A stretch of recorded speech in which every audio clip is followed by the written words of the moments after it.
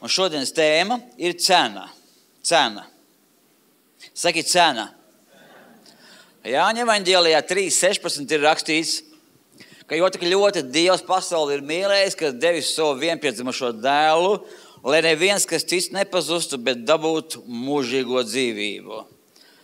Šī ir raksturvieta pants, ar kuru pārbaudīja komunismu laikā. Čekisti zināja šo raksturvietu. Pat čekisti zināja šo raksturvietu, ja? Un viņi tika izmantot, lai kaut kur iefiltrētos, piemēram. Tāpat arī tika pārbaudīts, vai patiešām šis cilvēks ir piederīgs draudzei, tad viņš šo raksturvietu zināja. No šīs raksturvietas varēja zināt abās pusēs, vai viņš ir piederīgs draudzei vai nav piederīgs draudzei. Jo tik ļoti Dievs pasauli mīlējis, ka Dievs savu vienpiedzimušo dēlu, neviens, kas tic, nepazust, bet dabūs mūžīgo dzīvi. Šī ir faktiski visas Bībeles jēga. Centrs ir šajā raksturvietā. Tas nav viss konteksts pilnībā, bet šeit ir minēts mērķis, kāpēc Kristus ir atnācis. Mērķis, kāpēc viņš ir atnācis. Lai cilvēks nepazust, bet dabūtu mūžīgo dzīvību. Neviens, kas viņam tic, nepazust, bet lai viņš dabūtu mūžīgo dzīvību. 1. Korintiešiem 15:19 teiks, Pāvils saka, ja mēs tikai šī dzīvē vien ceram uz Kristu, tad esam visnožēlojamākie cilvēki. Iedomājiet? Visnožēlojamākie, tie Pāvila vārdi ir. Ja tikai šī dzīvē vien mēs ceram uz Kristu, tad tas ir diezgan nožēlojami. Jo atnākšanas mērķis Kristum nav tikai šīs zemes dzīve, kas ir ļoti būtiska un svarīga. Svētapšana, pilnvērtīga dzīve šeit ir zemes, cienīgi nodzīvota, Dieva godam, Dieva slavai. Dieva godam un Dieva slavai nodzīvota dzīve, bet centrālā tēma tomēr nav tikai zemes dzīve, bet mūžīgā dzīvība. Bet mūžīgā dzīvība tiek iegūta caur zemes dzīvi, kā mēs viņu nodzīvojam. Jo ikvienam, kas tic, lai būtu mūžīgā dzīvība, ikvienam, kurš tic un ticība ir viņa slavai nodzīvota. Indikators, viņa slavai nodzīvot dzīve. Ne tikai vārdos, bet arī darbos. Un Dievs skatās mūsu sirdīs. Viņš redz, ka kaut kas ir tādas lietas, kuras mēs šodien nespējam, bet viņš redz, ka mēs esam uz ceļa, uz tā ceļa, kas rītā, ja nepilnībā garantē, tad tomēr ved uz to, ka mēs kaut ko sākam spēt. Un šis ceļš ir Bībele, šis ceļš ir lūkšana, šis ceļš ir draudze, šis ceļš ir kalpošana, šis ceļš ir personīgs laiks, ko tu pavadi pats personīgi ar Dievu, lai pirmkārt domāji par to, lai tu saskaņot savu dzīvi, savas domas, savu sirdi, pieskaņot Dievam un Dieva vārdam. 1. Korintiešiem 15:32 šī pati nodaļa korintiešiem. Ja mirušie necējas augšām, Korintas draudzē bija problēma, bija malda mācības. Ja mirušie necējas augšām, tad ēdīsim un dzersim, jo rīt mēs mirsim. Pāvils rakstīja korintiešiem, tur bija malda mācītāji, kas lika uzsvaru uz šo dzīvi, un izskatās, ka kontekstu lasot, izskatās, ka bija cilvēki, bija mācības, kas noliedz Jēzus augšā un celšanos. Kas noliedz līdz ar to arī kristieša ticīgā augšā un celšanos, jeb dzīvo pēc nāves. Un tāpēc, ja mirušie augšā neceļās, tad dzīvosim un dzersim, jo rīt mēs mirsim. Un Pāvils šajā raksturvietā liek mums saprast, ka ja mums nav centrā, nav mūžīgā dzīvība, ja centrā nav, ka mēs esam ieguvuši mūžīgu dzīvību, ka ir pazušana un ir debesis, un centrā ir krusts, ir pazušana un ir dzīvība, un centrā ir krusts, ja šis nav centrā, tad cilvēkiem zūd būtībā motivācija, kāpēc vispār es taču varu ēst, dzert, jo rītā mēs mirsim un pēc nāves nekā vairs nav, nekādas atbildības neseko. Pat citās reliģijās, dažādos citos veidos, bet iet runa par mūžīgu dzīvību, par cilvēku eksistenci arī pēc šīs zemes dzīves. Mēs šeit nerunājam par citām reliģijām, bet es gribu atgādināt to, ka tas pieder pie pasaulē, pie reliģijas mantojuma kā tāda.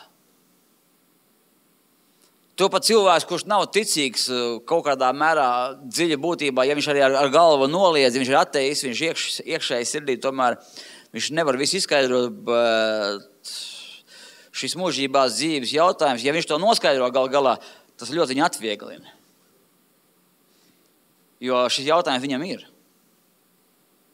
Neviens nav pastāstījis, bet kaut kur sirdī, iekšējā programmā tas kaut kur figurē.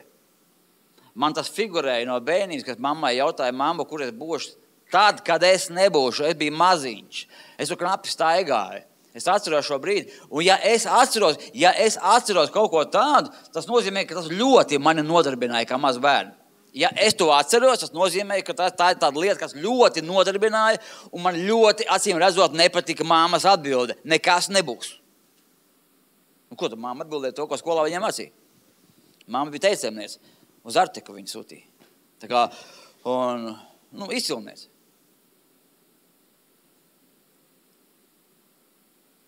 Un tajā laikā Dievs bija ārpus politikas, ārpus sabiedrības, iztums, izmests ar valdošo politiku. Un, ja man tas bija tik ļoti svarīgi toreiz, tas nozīmē, ka katram cilvēkam, mēs visi esam līdzīgi. Katram cilvēkam dziļi būtībā šis jautājums nodarbina. Un tāpēc Jēzus atnākšanas galvenais mērķis ir tik skaidrībā ar savas mūžīgās eksistences jautājumu. Jo tik ļoti Dievs tevi mīl, ka viņš tev ir atklājies. Ar ko? Ja tu esi šeit, acīm redzot caur mūsu draudzes darbu. Citā draudzē caur citas draudzes darbu, un citreiz tu esi kaut kur sējis, cits ir nopļaus, bet kaut kādā veidā caur kristīgo liecību, caur cilvēkiem, kas ir liecinājuši, strādājuši, darbojušies, šī vēsts ir kļuvusi tev zināma. Varbūt caur grāmatu, caur Bībeli šie vērši kļūst zinām par to, ka jo tik ļoti Dievs ir pasauli mīlējis, ka devis savu vienpiedzimušo dēlu, lai neviens, kas viņam tic, nepazust, bet ko dabūtu mūžīgo dzīvību. Un ja ar šo jautājumu cilvēkam nav skaidrības, tad ēdīsim un dzersim, kā korintiešiem bija šī problēma. Kāpēc tur bija tik daudz grēku un bija daudz nepareizas lietas? Vakarēdienu viņi ignorēja, kā pareizi būtu jādara. Tur pat bija piedzeršanās, tur bija dažādas tādas lietas, kad aizmirsa vakarēdienu jēgu kā tādu. Un Pāvils šajā vēstulē izsaka vienu no galvenām problēmām, kas bija augšām celšanās faktu noliekšana. Tad nav skaidrības par mūžīgo eksistenci. Un, ja jau miruši augšām neceļās, tad mums vairs nav atbildības. Mēs paši sev esam iestādi. Kaut kur sirdī dziļi mēs zinām, kaut kas nav pareizi un kārtībā, un taču ar prātu noliedzam, pēc nāves nekā nav, atbildības nekādas nav. Ja savā dzīves laikā es varu pārkāpt kaut kādu laulību, kaut kādas citas, es varu kaut ko darīt tādu, un tam nebūs sekas, būs arī virs zemes. Bet ja gadījumā virs zemes nebūs, jo sots tomēr nesākas uzreiz, jebkurā viņš ir, bet dažādos veidos, tu pasarežģīji savu dzīvi kaut kā. Tad gal galā, ja arī nesakot tāds briesmīgais kaut kādā izskatā visas tās sekas, un ja mūžībā arī nav sekas, tad dzīvosim un dzersim un turpināsim dzīvot, kā mēs katrs paši vēlamies. Rīt mēs mirstam un nekas vairs nebūs. Un tas arī mums kristiešiem, ja mums šis jautājums nav īsti skaidrs, tad nav arī atbildības. Lai no kā tā cilvēks ir uzbūvēts, visi cilvēki tā ir uzbūvēti. Ja viņi nezina, ja viņi nav pārliecināti par šo mūžīgās dzīves jautājumu, tad, diemžēl, viņi spēr nepareizes soļus, jo viņiem ļoti, tā mūžīgā dzīvība ir ļoti tālu kaut kur ir un ļoti nesaprotama ir un glābšana nevar pazaudēt, iespējams arī izdomāt. Un daudz ko tādu izdomā, lai sev attaisnotu un dzīvojam, kā mēs vēlamies. Jo rītā mēs mirsim un nekādas atbildības par to nebūs. Lūk, 1. Mūzes 2.17. 1. Mūzes 2.17. Šis ir labs Dieva vārds. Saka, Dieva vārds ir labs, dzīvs un spēcīgs. Amen. Jo Dieva vārds ir dzīvs un spēcīgs, kas sadrupina klintis, sadrupina tā kā mūsu prāta cietokšņus. Paradīzes dārzā, Ēdenes dārzā, galvenā cilvēka problēma bija kāda, un te nav vīriešu vai sievietes problēma. Tā nav vai vīrieši vai sievietes, tā ir cilvēka problēma. Dievs brīdināja. No visiem dārzu kokiem tu vari ēst. Tikai no viena nē. No ļauna un laba atzīšanas koka. Un ja mēs nedomājam burtiski par dārza augļiem, tas būtu ļoti nesmuki. Ka mēs kaut ko atpēdam un tāpēc ar mums ir beigas. Tā var notikt, var nomirt fiziski. kā apēdināt to, bet ne garīgi. Jēzus šo principu paskaidro, ka ne jau tas, kas tev vēdera iet un pēc tam tiek izmest ārā, bet gan tas, kas tev ar prātu, ja, no sirds uz sirdi, ko tu saņem un pieņem, tas var tev pazudināt. Šī barība, ja, kas neatbilst Dieva vārdam, tas var pazudināt. Un tikai viens noteikums bija. Neizdomājiet paši, kas ir labs un kas ir ļauns, jo ir Dieva standarts. Ir Bībeles standarts, ir Dieva standarts. Bībele nav tāda secīga grāmata, kas visu paskaidro pa punktiem, visi salikts ir, ja, ko jā, ko nē. Ir konteksts, ir zinām pieeja, zinātniska pieeja, kā kontekstu paskaidrot, un tas parādās draudzes mācībā. Arī mūsu draudzes mācība ir tāda, pamatā tāda pati kā apostoliskās draudzes mācība, pamatā. Ja. Viss pamats ir tāds pats kā visām citām konfesijām, kas kristīgās konfesijas, ja mēs neko neatšķiramies patiesībā. Ar niansēm, ar stilu, bet stilam jau nav nozīmes. Viss pakļauj slāpes. Tā kā par stilu, tā ir cita opera, tām vispār nav nekāda sakara ar Jēzus arī atnāca stilīgs, ko viņi nesaprata tajā laikā, bet doma bija tāpat vecā, atgriezties pie Dieva. Un tikai viena lieta, neizdomāt pašiem, kas labs un ļauns, viņi paši izdomāja. Vēlns kārdināja, augurs ir patīkams, mums ir kārdinājums, mēs gribam būt kā Dievs, viņi jau bija kā Dievs, tas bija blefs, maldi, un galu galā ja cilvēks sagrākoja, tika izraidīts no ēdenes dārza. Un izraidīšana no ēdenes dārza praktiski nozīmē izraidīšana no mūžīgās dzīvības. Tas izraidīšana no mūžīgās eksistences, no mūžīgās svētlaimes, jo Bībeles konteksts runā par to, ka paradīzes dārzs, ja ēdenes dārzs bija vieta, kur nāves neeksistēja. Nāve neeksistēja. Tikai pēc tam parādījās, ka sieviete dzemdē, pēc tam parādījās, ka vīrietim ir smagi jāstrādā un jāgādā par drošību, lai sieviete var turpināt dzīvību un darīt, ko viņa vēlās. Tas ir pēc grēkā krīšanas. Un pēc 1000 gadu. Mēs nezinām precīzi šis laiks, cik precīzi mēs nezinām, ja arī var noteikt Bībeles rakstu vecumu, tad šī pirms stāsta vecumu mēs nevaram noteikt, kad tas notika. Sen ir noticis un ir notikusi degradācija. Viņi tika izraidīti no mūžīgās dzīvības. Un tāpēc tas, kas notika 2000 gadus atpakaļ, ko izdarīja Kristus, jo tik ļoti viņš mīlēja cilvēku un tevi, ka viņš mirja pie krusta augšā un cēlās, lai sagādātu atpakaļ ceļu ticībā uz viņu, uz mūžīgo dzīvību, uz mūžīgo eksistenci un nevis eksistenci kaut kur nav Dieva, bet eksistenci mūžīgā dzīvība kopā ar viņu. Bībele to apzīmē par debesīm un par elli. Debesis un elle. Ir dažādi to traktē, kā ir debesīs, dažādi traktē, kā ir elle. Neviens to nezina. Un nezinās, un es nedomāju, ka kāds var to paskaidrot. Katrs to redz ar savu personīgo kaut kādu prizmu, smadzeņu uzbūvi, smadzeņu programmām, zemapziņas programmā, kā no katrs to paskaidro, visus tos tunējus un tam līdzīgi, bet būtība tas nemaina. Cilvēks ir trīsdaļīgs. Gars, dvēsele un miesa. Dvēsele sastāv Bībeles no prāta, emocijām un gribas. Un Pāvils saka, ka miesa un asinis nevar iemantot mūžīgo dzīvību. Gars un dvēsele iemanto mūžīgo dzīvību.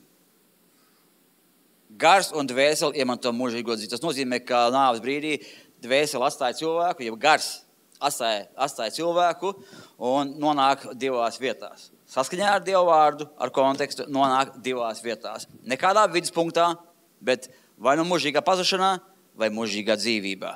Vai no vietā, kur ir kopā ar Dievu, vai vietā, kur viņi nav. Un divi varianti. Un tas ir tā iemesla dēļ, ka cilvēks pats izdomāja, kas labs un ļauns, nevis paļāvās ticībā uz Dievu to, ko viņš runā. Viņa vārds. Cik ir Dieva vārds? Dieva vārds. Jā, Dieva vārds.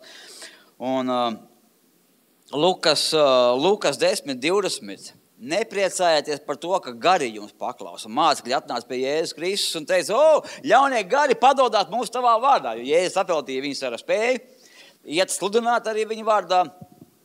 Tad precīzāk viņš izsūtīja viņus, lai uzceltu pamatu draudzei, kas bija Jēzus arī atnākšanas mērķis, lai viņa vēsts ar draudzi un tieši draudze ir tā, kas iemanto mūžīgo dzīvi. Tā jaunā Jeruzālem, kas nokāp no debesīm, tā ir draudze, nevis indivīds. Tā kā tas ļoti viss ir saistīts ar būšanu kopībā ar citiem ticīgiem. Un mācekļi atnāk, jaunie gari mums padodās. Cilvēki zemē tur krīt, jau. Un es tur mēlēs tur runāju, un dāvanas, un praviešu dāvanas. Es braukšu skatīties tu vienu un otru brīnumu darīju.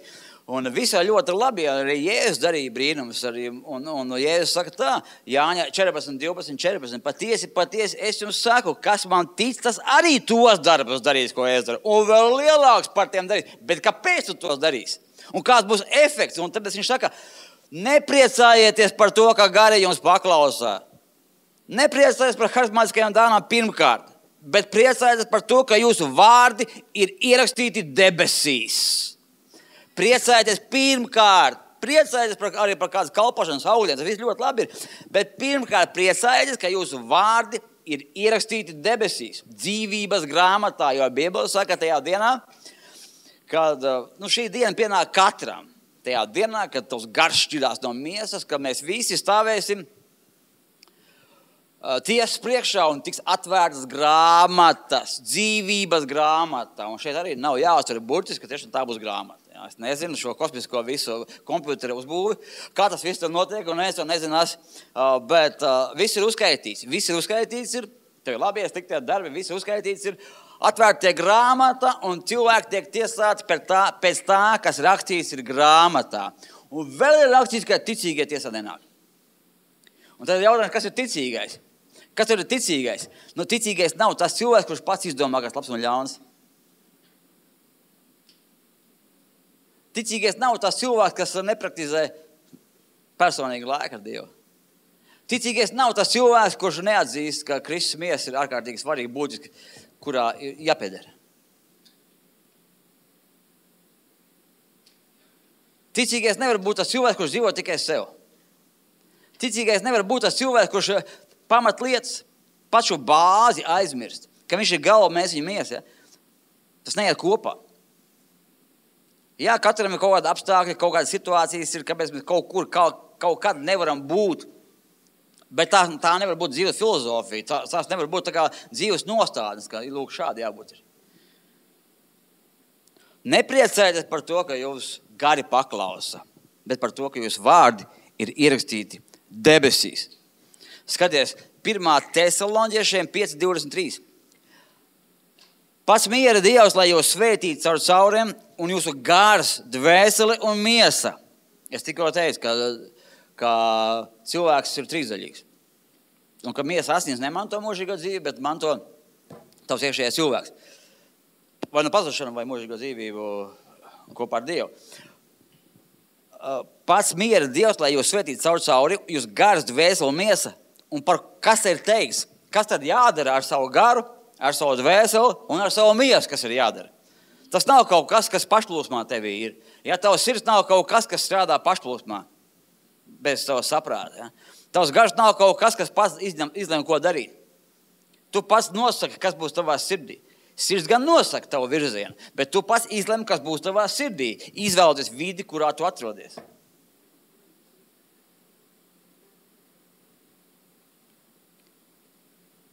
Lai jūsu gars, dvēseli un miesa visā pilnībā, lai paliek bezvainīgi līdz mūsu kungu Jēzus Kristus atnākšanai. Gars, dvēseli un miesa, lai paliek bezvainīgi. Bezvainīgi. Ko tas nozīmē? Vai es lasu no kādas cits grāmatas vai no Bībeles? Mīļie draugi, no Bībeles. Mēs pārāk maigi reizēm gribam Bībeli traktēt, bet viņa tāda nav. Un es gribu patiesību runāt, tad viņi ir lūk šāda. Bezvainīgi, lai paliek līdz tai dienai. Mateja 5:13. Jūs esat zemes sals. Saki, es esmu zemes sals. Jā. Jūs esat zemes sals. Bet ja sāls ir nederīga, tie ir Jēzus vārdi. Ja sāls ir nederīga, ar ko tad salīs? Tā nedara vairs nekam, kā vien ārā izmetam un ļaudīm saminama. Ko nozīmē ļaudīm saminama? Ļaužu viedokļu. Šī te pūļa balss paņem tevi. tavu prātu un pēc tam arī sirdi. Tikai tāpēc, ka tu esi noniecinājis viņa iestādi. Es nesaku, ka tu tieši runāji, ka cik svarīgi ir saprast pamatlietas. Jūs esat pasaules gaišums. Pilsēta, kas stāv kalnā, nevar būt apslēpta. Sveci iededzinājis, neviens to neliek zem pūra, bet liek to lukturī, lai ļaudīm gaisma top redzama. Tāpat arī jūsu gaisma, lai spīd ļaužu priekšā. Jūsu gaisma, lai spīd ļaužu, par ko ir runa? Lai mūsu gārs, dvēseli un miesa, lai paliek bezvainīgas. Tas nozīmē nepārtraukts svētapšanas process, nepārtraukta pilnveidošanās Jēzu Kristu, nepārtraukta attālināšanās no pasaules un iekļaušanās Dieva valstībā. Tas ir ceļš, kas var izglābt tavu dvēseli. Tāpat, lai jūsu gaismas spīd ļaužu priekšā, lai tie ierauga ko? Jūsu labos darbus. Un tad, kad redzēs ļaudis jūsu labos draugus, tie godās jūsu tēvu, kas debesīs, to Jēzus saka. Darbus. Tad ticība ir mūsu reālie labie darbi. Labie darbi saskaņā ar Dievu prātu. Nevis atkal ar pašizdomātu kaut kādu labdarību, ar pašizdomātu labdarību. Pēc mūsu prāta, kā tam visam būtu jābūt, vai pēc mūsu prāta, kas ir labs un kas ir slikts. Tik ļoti pasaulē viss ir sajauts, ka vairs dzimumi un dažādas citas lietas valstiskā līmenī, globāli tiek mainīts. Ļauns tiek saukts par labu, melns tiek saukts par baltu, balts par melnu, un cilvēki to tic, jo viņam nav orientiera. Un orientiera nav tāpēc, ka pati sāls ir nesālīga reizēm un nav kas pienes šo vēsti un aizsniedz cilvēks. Un pati sāls ir sabojājusies ne tikai, lai vēsti pienestu, bet lai parādītu darbus, kas Dievā darīti. Dievā darīti. 17. pants šeit pat tālāk. Nedomāju, ka es esmu atnācis atmest bauslību vai praviešus. Es neesmu nācis tos atmest, bet piepildīt. Tātad Jēzus Kristus, jo tā ļoti viņš ir mīlējis pasauli, kad devis savu dēlu, lai viens, kas viņam tic, nepazust, bet dabūt mūžīgo dzīvību. Mūžīgā dzīvības ar ko? Caur ticību viņam. Un ticību viņam nozīmē, viņš atnāca piepildīt to, ko vecās derības cilvēki nespēja.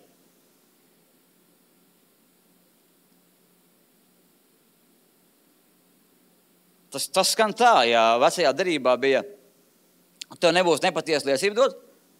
Tad jaunajā derībā, ja es vispār tos jā ir jā, un nē, solījumu neizpildīju, jau ir auzes. Daudz tālāk.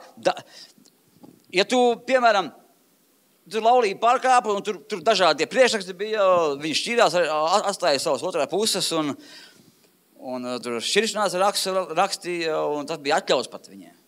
Bet Jēzus saka, vispār tas no iesākuma nav bijis. Viņš saka, kas jau iekāro, uzskatu iekārodams, tas jau ir sagrēkojis. Daudz tālāk.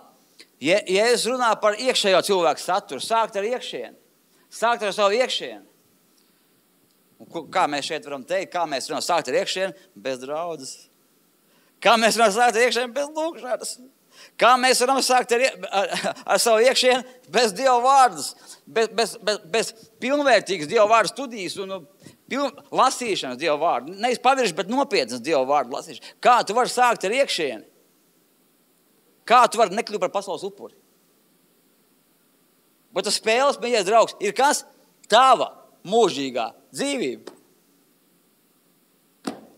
Jo viņš saka, nedomājiet, ka es esmu atnācis atmest bauslību. Mēs varam izdomāt daudz ko, ka mums kaut kas vairs nav jādara. Nē, tev vispār nav jādomā, ka kaut kas tāds būtu jādara. Tev ir jāmainās no iekšpuses vienkārši. Un jābūt tajā vietā, kas tev palīdz to darīt. Un jāpalīdz citiem to darīt. Tu kalpo un tev kalpo. Piepildīt. Tātad Jēzus atnākšanas galvenais mērķis ir mūžīgā dzīvība un piešķir spēju tev būt viņa gribā. Jo viņa vārdā ir spēks, viņa principos ir spēks pašos sevī, un tas visu izšķir tavu dzīves virzienu un vispār visu to, kas notiek ar tevi šajā dzīvē. Un galvenais, šīs zemes dzīves, tas ir viens, bet mūžīgā dzīvība.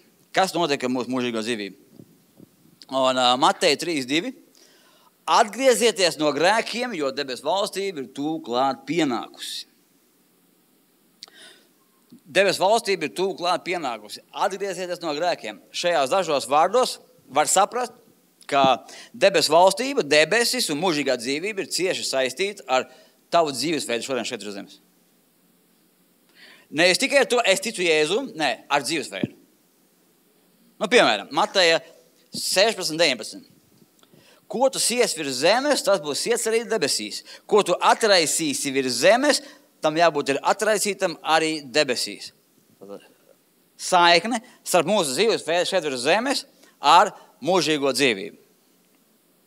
Un vēl rakstvieta, Efeziešiem 2:6.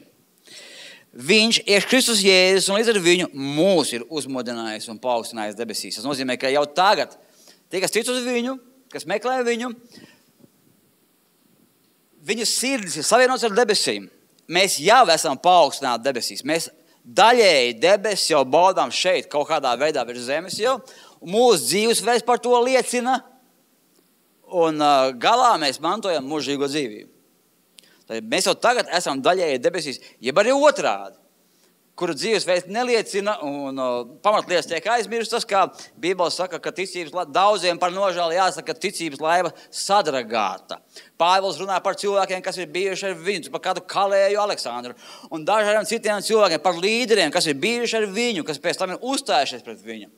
Viņš brīdina, lai nesajēdās, kas ir sākuši iekrituši valgos, sātana valgos, un viņš runā par šādiem cilvēkiem, ka tā arī, ka ticības laiva tiek sadragāta un kaut kur jau tas viss sākās. Tas kaut kur viss sākās un sākums, mīļie draugi, ir tieši tavās attiecībās ar Dievu pašam. Attiecībās ar cilvēkiem ir draudzē. Visur tur tas sākums arī ir. Un tā kā attieksmi pret kalpošanu, attieksmi pirmkārt pret garīgām lietām. Mums vajag saprast, no kurienes ir piens, no kurienes ir viss tava dzīve, no tava garīgām saknēm tavā. No garīgām saknēm. Un, mīļie draugs, tēma ir cena šodien. Cena, mīļie draugi, ir jāmaksā šodien. Vakar mēs klausījāmies par prokrastināciju. Tas ir lēmumu atlikšana, psiholoģisks termins. Kristietībā, ticības lietās, lēmumu atlikšana.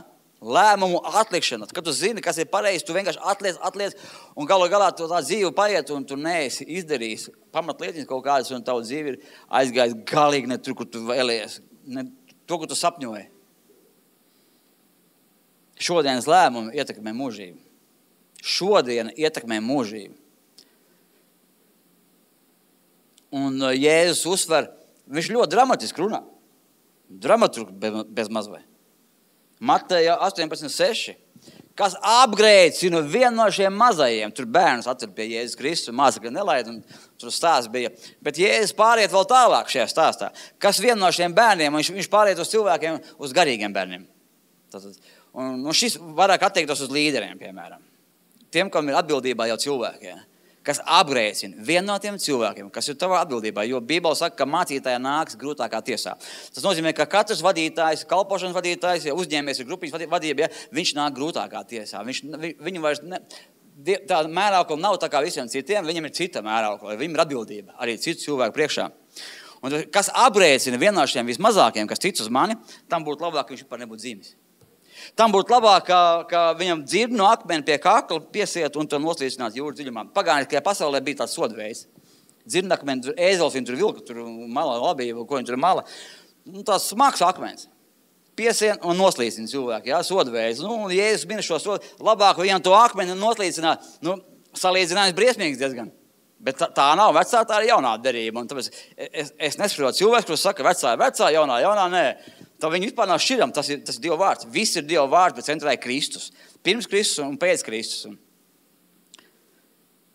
Kas apgrēcina savus cilvēkus, zini ar ko? Ar savu piemēru. Tu nelūdz Dievu, viņi nelūdz Dievu. Tu neesi, kur tev jābūt, viņi nav, kur tev nav jābūt. Tas lietas ir ļoti vienkāršas. Mēs tā lasām, jā, kas apgrēcina, tas nav par mani. Tas ir par tevi tieši. Kā tu pats piekopi savu PAD, kā tu pats piekopi savu kalpošanu.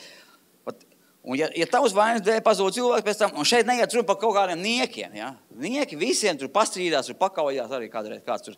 Labi, to nevajag darīt, bet Gadās arī tādas lietas kādreiz kaut kur. Bet tas nav par to, dēļ tā, ka tu kāds tur sakāvās, ne jau tas ir mūžīgās dzīves jautājums uzreiz obligāti.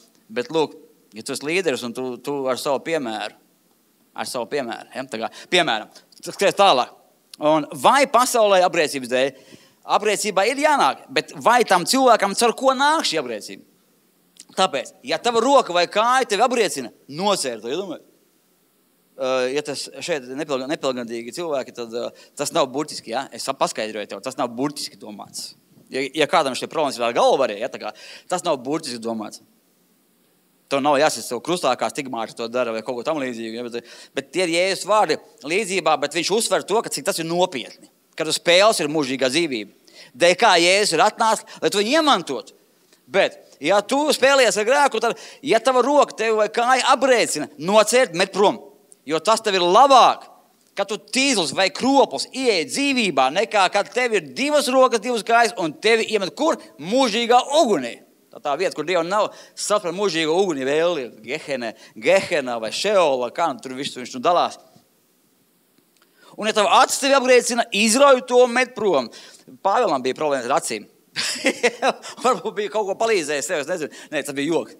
Viņu apžlubināja gaismu, un tam viņš staigāja pusakals. Kādu laiku. Ja tev acis abriecina, izrauj to, met prom, tas tev labāk ar vienu aci ieiet dzīvībā, nekā, kad tev ir divas acis un tev iemet ēlas ugunī. Tas, ko es tagad runāju, ir visiedarbīgākā metode. Tas, ko es tagad runāju, ir visiedarbīgākais, lai tu patiešām būtu svētīts. Tic man. Nekādas šitās visas motivācijas, tas ir viss labi, motivācija, viss ir kārtībā. Jā, aleluja, viss ir kārtībā. Visiedarbīgākais ir. Lai tev iekšējais kods tiek atvērts, ka uz spēles ir mūžīgā dzīve. Ne tikai dzīve virs zemes, bet tavu dzīve virs zemes tomēr nosaka to, kas būs pēc tam. Ne pēc darbiem mēs tiekam glābti, bet žēlstībā, bet darbi liecina par mūsu ticību. Un darbi, Jēzus nav nācis atmest standarts, bet gan paaugstināt.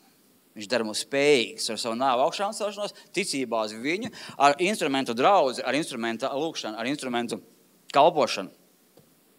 Mācītājs, dažās dāvanas, kas kalpo, palīdz tiešām realizēt Dievu gribu savā dzīvē, ar ko tu esi svētīts un ar ko pilsēta ir svētīta.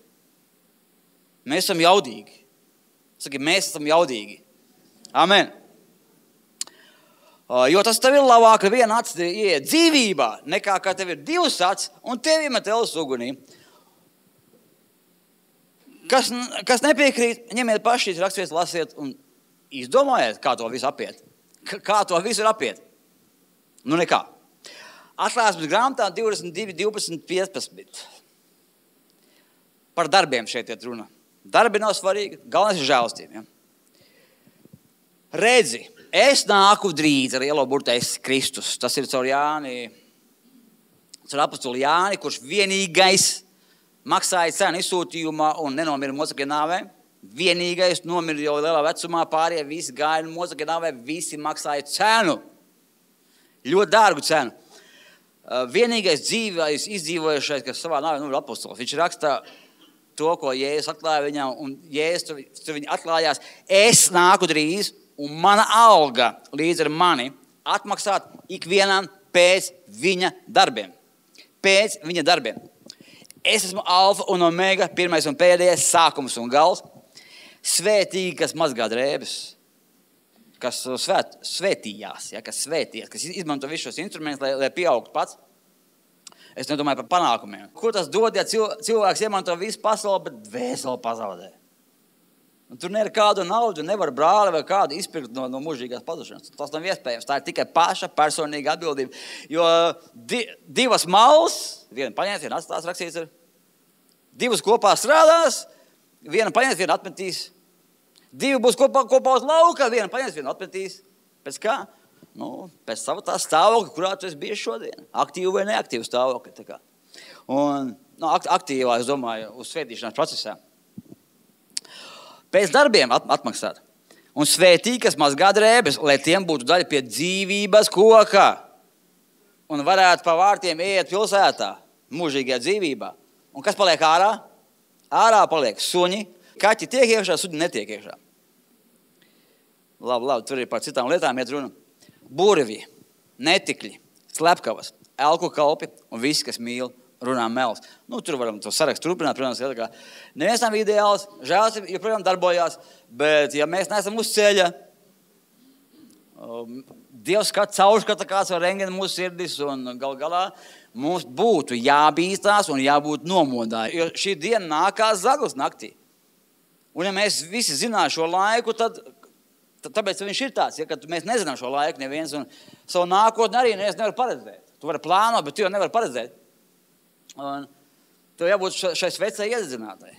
Gaismai jābūt iedzinātai. Te eļai jābūt pietiekoši, lai, kad līgavains nāk, lai tu esi gatavs ieiet.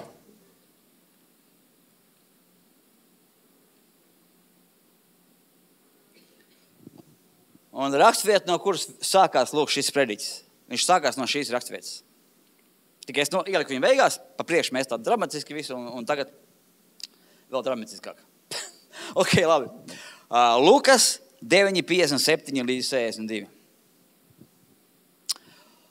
Pie Jēzus pienāk cilvēks un saka, uz ceļa, Jēzus kopā ar mācekļiem ies, es tev iešu līdzi, lai kur tu ej. Es tev iešu līdzi, lai kur tu dotos.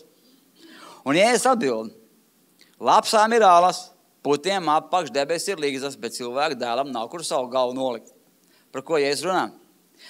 Viņš runā par cenu. Tu tiešām man sekos, tu zini, ka sekošana man maksā kaut ko. Šodien, tagad, tas kaut ko maksā.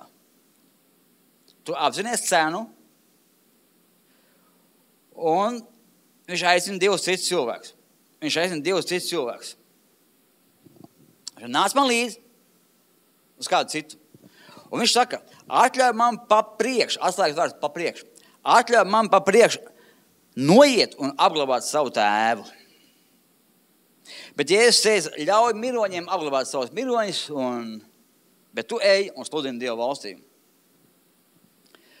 Ko nozīmē apglabāt tēvu? Vecākie dēli bija mantinieki namam, tur iespējams bija vesela saime, bija kalpi, saime, zeme, saimniecība, bizness. To, ko mēs šodien saprotam ar biznesu, tas bija ļoti svarīgi.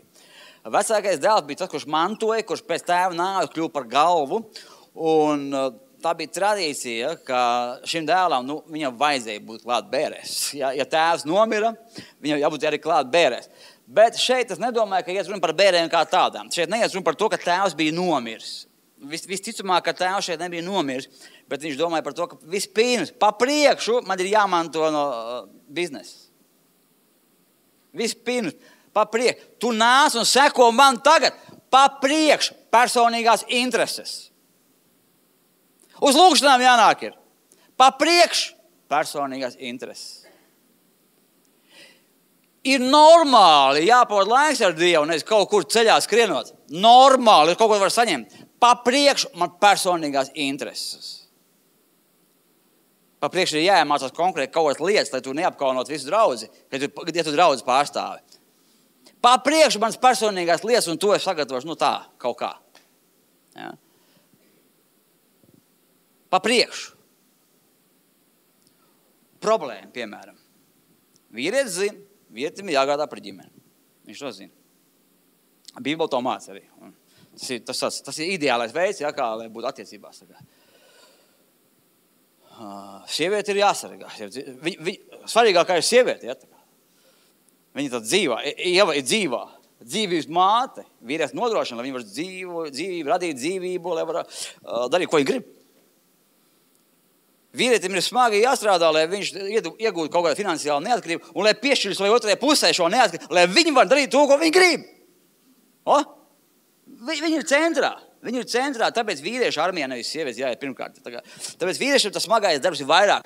Un tāpēc sievietei tas smagais darbs atkal ir bērnu zemdēt un arī bērniem vairāk zīdīšana un viss tā tālāk. Ja? Nevis tikai tie pulverīši. Vispār. Tā jau ir paredzēts vispār. Ne tikai pulverīši. Un tad vīrietis strādā, bet tā tendence ir tāda. Vīrietis strādā, bet mūžīgās dzīves jautājums kaut kur atpaliek. Citam mūžīgās dzīves jautājums ļoti svarīgs ir kļūst, bet darbs arī nav vajadzīgs. Gādāt arī nevajag vairs. Un tas disbalans kaut kur. Vajadzētu tā kopumā viss skatīties un būt sakārtot savu dzīvi. Lai centrā vienmēr, neatkarīgi no kaut kā, cik daudz tev ir jāstrādā, lai tev vienmēr pirmkārt, tu esi tur, kur tev ir jābūt, lai parūpētos pats par savu un ģimenes mūžīgo dzīvību. Ne tikai par dzīvi virs zemes. Tu saproti?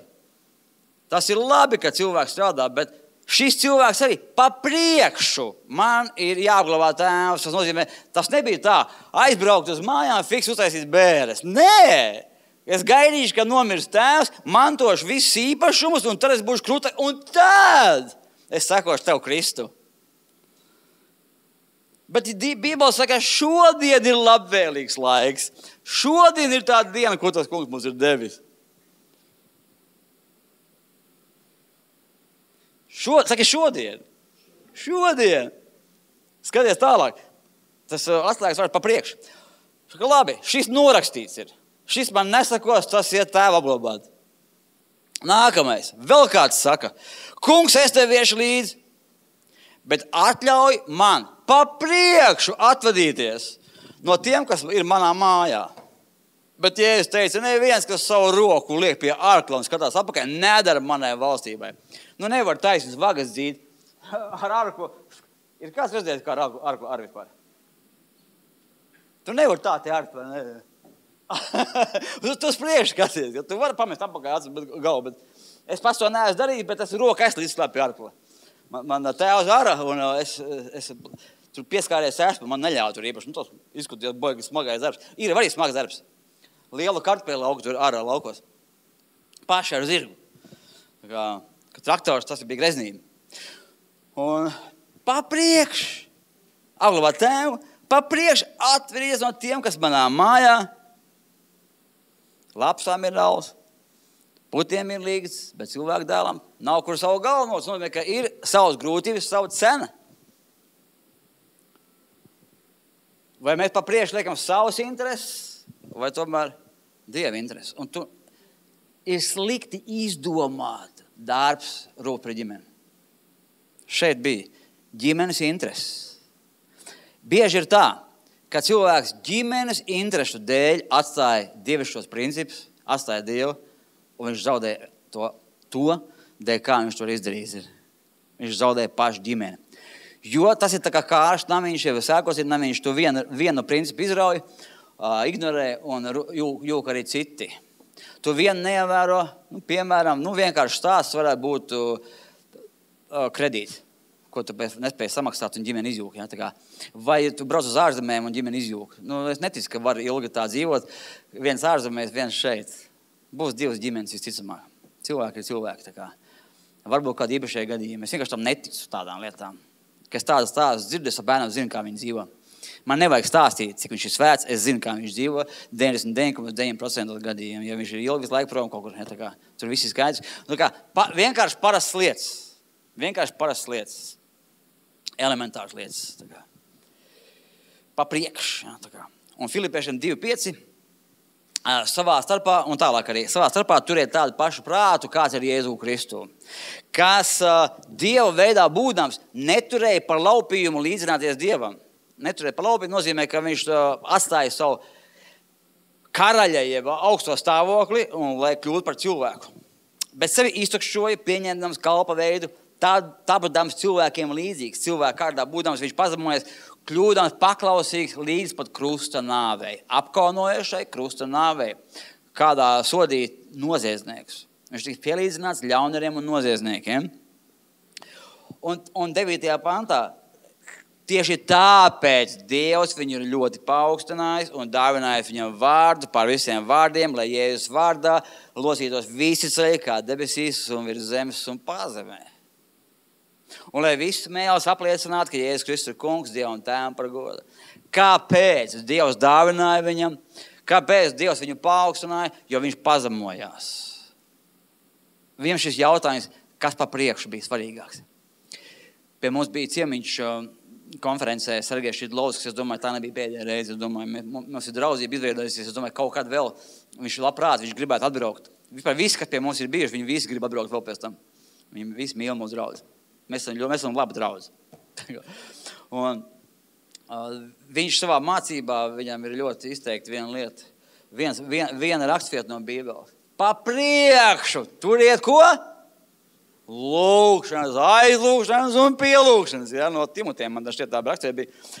Pa priekšu, vispirms. Ja? Vispirms ko? Ģimenes lietas vispirms. Un nevajag būt cirvim. Ko nozīmē būt cirvim? Pa priekšu ģimenes lietas, pa priekšu lūkšanu ģimenes novārtā. Nē. Es ne par to runāju, bet balansā visam ir jābūt. Bet prioritāte ir jābūt garīgām lietām, lai tev viss tās pārējās lietas patiešām būtu svētītas un tev arī piederētu. Jo tad, kad mēs apējām viņa gribu, tas, kādēļ mēs apgājām, mēs tieši to, vai citas lietas mēs sākam zaudēt. Un tu laimīgāk te kļūsti. Tieši otrādi. Un tas ir par šīs zemes dzīvi.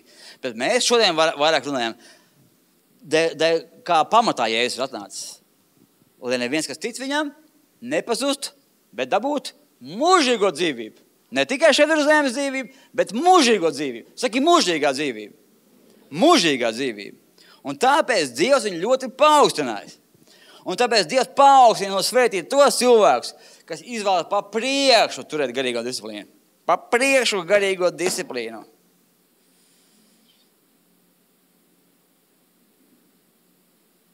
Lūk, šis ir evaņģēlijs. Šis ir evaņģēlijs. Viss tas, aleluja, un viss tas sanāks, tas nav evaņģēlijs. Tas ir motivācija. Tas ir ļoti labi un vajadzīgi, bet evaņģēlijs, lūk, šis ir. Kāpēc Dievs ir atnācis? 2. Korintiešiem 9:6.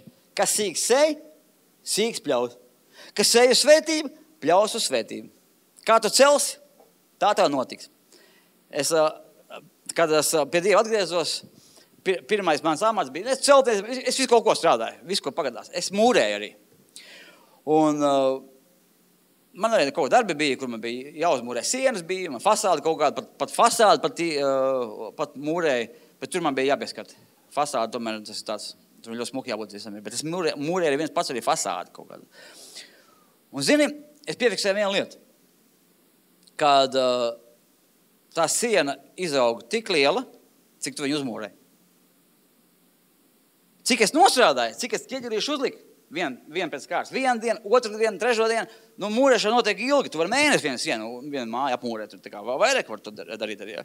Tā kā, cik tu strādā, tik tā siena veidojās. Cik tu strādā, cik ķieģerīšu ķieliet, salīmē un pareizi galvenais, ka tu celi, nav nepareizi, lai nav jājauc nos. Es armijā, padomju armijā, tālajos austrumos, mums bija jāiet celtniecībā arī. Un cēla kaut kādu māju, un tad mūs oficieris, kas bija kopā ar mums, nebija brigadieris atnācis. Viņš pats izdomāja, kā tur vajag celt, un mēs ceļam. Mēs nesošo sienu mūrējām. Mēs uzmūrējām tādu biezu sienu, kārtīgi uzmūrējām. Un pēc kaut kādām dienām, dažām, atbrauc tas galvenais cilvēks, brigadieris vai kas viņš bija, es nezinu, būdara pāraugs. Viņš paskatās, nav pēc schēmas, nav pēc tā plāna vispār. Mēs dabījām jaukt nost, ja? Tā kā, tas vēl kā tu mūrē to sienu vēl, tā kā. Mēs jauzām no sienu, mēs tos ķieģeļus sabojājām savā ziņā arī. Tur jau ne to, tur jau zin, kā te puikas tie armijā, mēs visu tādu pasistipījām. No būtām lietām visām, no tiem pulveriem, samontējām sprākstvielas dažādas, salikām tādās pakās un metām pret sienu, pret fasādi. Un tur tāda melna cauruma, ne cauruma, bet tās melna tāda pleķi, ja tādi iedegušas tie sienās. Arī Latvijā var redzēt tādas pleķis uz sienām. Tie puikas uztaisīs sprākstvielas paši no būvmateriāliem. Un tad met pret sienu un tad viņi sprāks un palika melna pleķi. Un tad par to arī bija nepatikši, bet neviens neatzinās, nezināja, kur vainīgs. Tās blēņdari. Ja, bet tā siena aug tik, cik tu viņu mūrē. Un galvenais arī pareizi mūrēt. Bībelē jau saka, ka tas nams, kas celts uz klīnas, tas pastāvēs. Viņš jāceļ šis nams ir. Pa priekšu jāceļ ir garīgais savs līmenis. Next level. Garīgais līmenis. Ja, tā kā. Un Galatiešiem 6:9. Nepiekūsīsim labu darīdami, jo savā laikā mēs pļausim, ja nepagursim. Te tāds vārds, ja nepagursim. Un vai kāds ir bijis Siksta kapelā? Michelangelo apgleznojis viņu ir. Kurš ir bijis Vatikānā Siksta kapelā? Edgars ir bijis ar Līgu. Vēl kā? Iveta ietāja. Iveta? Jā, Iveta ir bijusi. Nu, kas ir jābrauc skatīties taču? Nu, labi, es tur neesmu bijis. Vatikānā es esmu bijis, bet tajā Siksta kapelā es nebiju. Bet Michelangelo, itāja mākslinieks, iepriekšējās 1000 gadus vidū. Un viņš ir radījis daudz šedevrus, un viens no tiem ir Siksta kapelas šedevrs, ko šobrīd visi turisti dodas apbrīnot. Viņam bija jāuzglezno, tagad Romas pāvis, Jūlijs pasūtīja viņam 12 apustuļus uzgleznot. Taču viņš, tā vietā, lai tikai 12 apustuļus, Michelangelo 400 figūras dabiskā lielumā uzgleznoja. 400 figūras dabiskā lielumā. 9 ainas no Bībeles, 4 gadus viņš gulēja uz muguras. Nu, 4 gadus viņš gulēja uz muguras. Un zini, viņš to darīja Dievam. Viņš bija ticīgs cilvēks, jo, kad viņam esot jautāts viņam, kāpēc katrs stūrīts bija perfekti uztaisīts. Ne tikai tās redzamākās vietas, ja? tā kā mēs kaut kā sev tur, kaut ko tur redzamākās vietas tur uztaisam, lai labi izskatās, bet tās neredzamākās lietas mēs tā atstājam, varbūt ne tik ļoti, viņas neredz citi. Kāpēc arī visi tie stūrīši, kurus neviens neredz? Kāpēc viņš ir tik ļoti apgleznojis? Un viņš atbildēja, Dievs redz. Ja? Dievs redz. Kad tu dari savu darbiņu, it kā Dievam. It kā Dievam, šajā gadījumā tas arī ir Dievam. Ja tā bija kapela, tas bija veltīts Dievam. Kā Dievam. Un pēc šī darba, pēc šiem 4 gadiem, es nesaku, ka mums tā būtu jādara, bet visam ir cena. Šim šedevram ir cena, jo pēc tam, kad viņš šo darbu pabeidza, viņš sabojāja redzi un viņš novājēja. Un viņš teica tā par sevi, ka es jūtos tik vecs un noguris kā Jeremija, bet man ir tikai 37 gadi. Draugi nepazina viņā to veci, pa kurš bija kļūt. Tā nevajag strādāt. Tā to nevajag darīt, protams, ja, bet šeit ir tāds nedaudz pārspīlēts piemērs par cilvēku, kurš Dievam kalpojot, arī cieta. Bet bez kaut kādām grūtībām, bez tiešām, diemžēl, nav nekāda panākuma. Ne? No pain, no gain. Yes. Jā. Jā. Tā kā visam ir savu cenu. Un tāpēc arī, kad cilvēki tiek aicināti pie Kristus, piemēram, nav pareizi. Nav tas pareizi. Nav pareizi vienkārši. Es nevaru tam piekrist, ka tu nāc pie Kristus, noskaidīt lūkšanu, viss būs kārtībā. Nav tā patiesība. Jēzus teica, lapsām ir ālās, putiem ir līdzas, bet man nav kur galvu nolikt. Izdomā, vai tu ko pa priekšu darīsi? Vai tu patiešām man sakos pa priekšu, vai tu savas lietas darīsi? Tev vajag apsvērt. Jēzus saka, ka nekad jau cilvēks, kurš torni grib celt, viņš aprēķina izdevumus. Kad armijas cīkstās pa priekšu aprēķina, vai ir vērts stāties pretī, vai labāk padoties, jo tu veltīgi acīs izliešana. Visur tiek veikt aprēķini, un tas arī par debes valstību ir. Tev ir jābūt pietiekam stingram lēmumam, izdarāmam. Jo enerģija visam vilku kaut ko paveikt līdz galam, dod tev draudzi, un tavu paša lūkšanas ir kas vairāk, ne tikai kaut ko prasīt Dievam. Uzturēt veselīgas attiecības ar Dievu. Kalpošanu cilvēkiem arī. Un viņa draugi, visu, ko es runāju šodien, runāju par pirmkārt, jo viņš tik ļoti pasauli mīlējis, ka devis savu vienpiedzimušo dēlu, lai neviens, kas viņam tic, nepazust, bet dabūt mūžīgo dzīvību. Mīļie draugi, runāju par mūžīgo dzīvību.